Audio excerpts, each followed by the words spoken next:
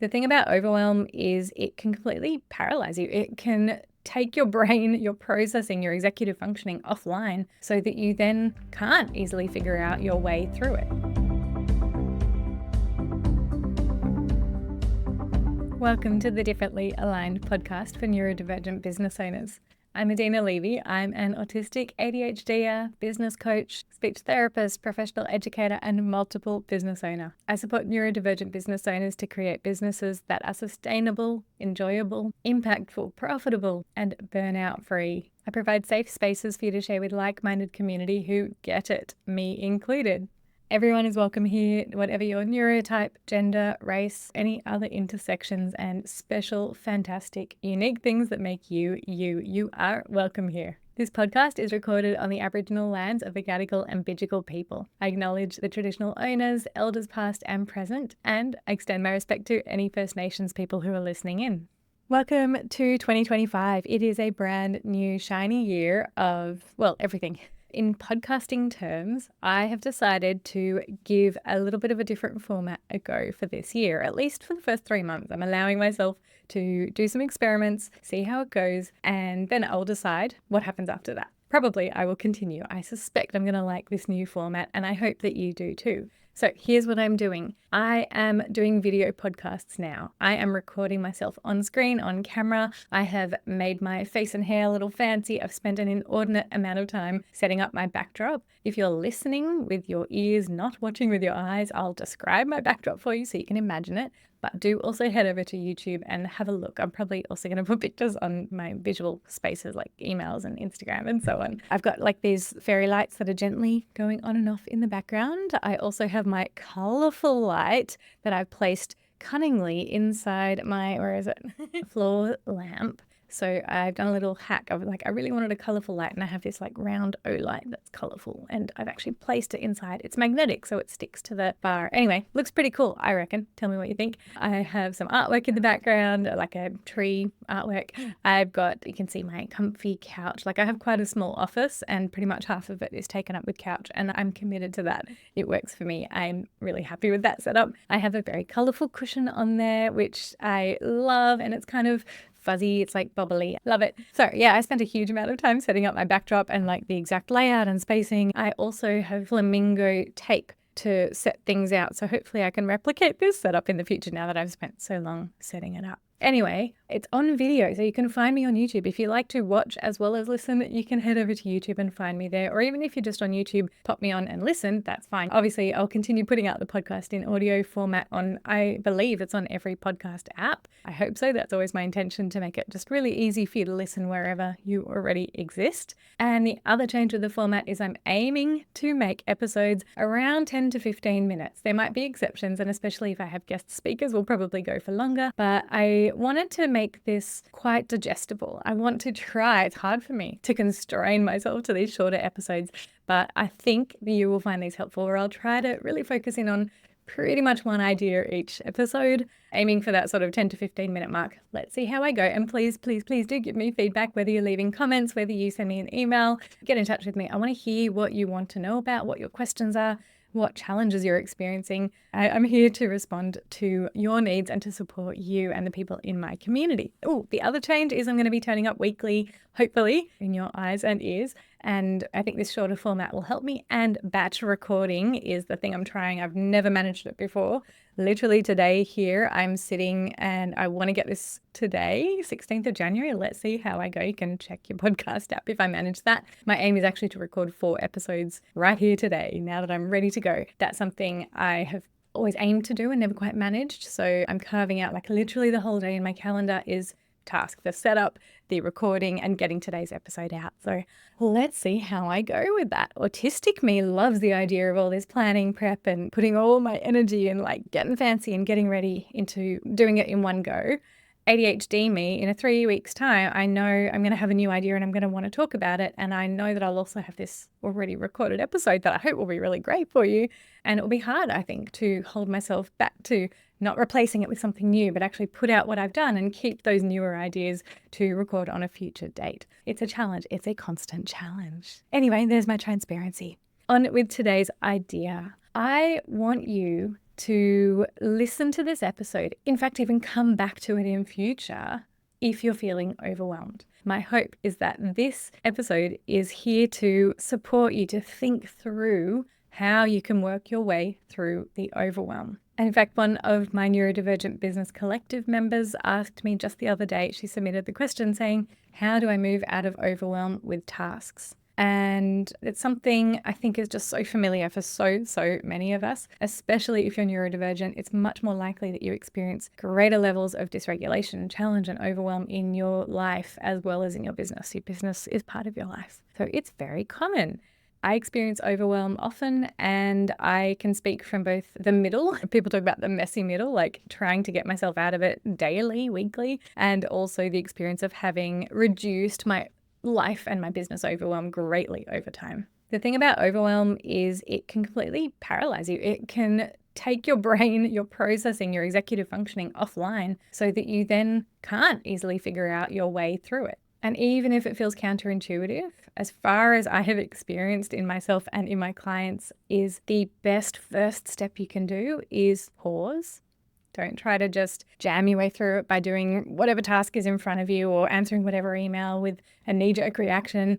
The best thing you can do for yourself is to pause. How you pause, what that looks like, how long you pause for, that's quite individual and probably relates to the circumstance that you're in as well. For me, it can sometimes look like just sitting in the car when I've turned it off and parked and no kids are in it, and just pausing before I rush into the office and start just randomly doing tasks because everything's on my mind, but just pausing, breathing, maybe looking at a tree, sometimes scrolling Instagram. It may not be the best form of pause, but sometimes that works to help me regulate. Simply pausing before launching into your everything else. So that's kind of step 0.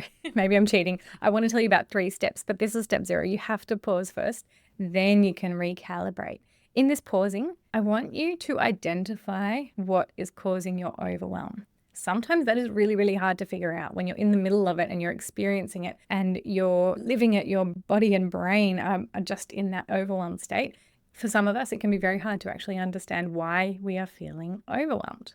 So if you think that you're a person who can just sit and go, oh, I'm feeling overwhelmed because of that bad news I got or that email I got, or because someone's asked a demand of me and I don't really know the answer to it yet, or because my children were very loud this morning, maybe you can easily identify why you're feeling overwhelmed, what caused that overwhelm. I'm a mixed bag. Sometimes I can figure it out and sometimes it takes me a long time to process and figure out why am I feeling overwhelmed or why was I feeling overwhelmed. If this is you and if you struggle, sometimes I find it can help to hear a list of options. This is your menu, your smorgasbord of what might be your reasons for your overwhelm. I don't want you to listen to this list and feel more overwhelmed. For some of you, you might think, I don't want to hear these things. This is actually going to make me get overwhelmed about all those things I could possibly be overwhelmed about. So I don't want you to do that. If you think it will be not helpful for you to listen to, I've got about probably 10, 15 ideas of like where your overwhelm may come from. If you think that's going to be unhelpful, I want you to skip forward probably about 45 seconds. I think a lot of podcast apps have that. Skip forward about 45 seconds. I'll let you know about step 2 for moving through your overwhelm.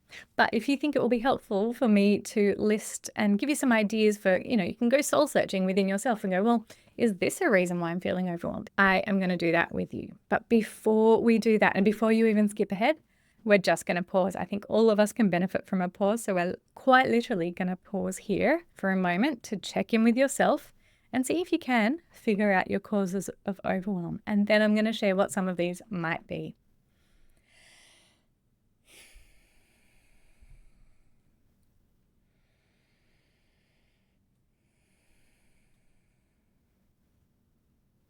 All right. If you don't want to hear the list of what might be causing your overwhelm, skip forward about 45 seconds. But here we go. Here is why you may be feeling overwhelmed. Is it decision fatigue, where you're just exhausted because you have so many things you have to make decisions about? Is it task switching? Are you feeling overwhelmed because you're constantly going from A, B, C, D and getting interrupted? Do you have significant sensory differences and you're having challenges processing your sensory environment? P.S. I might add here, it's very likely that you're experiencing a range or a mix of these at the same time.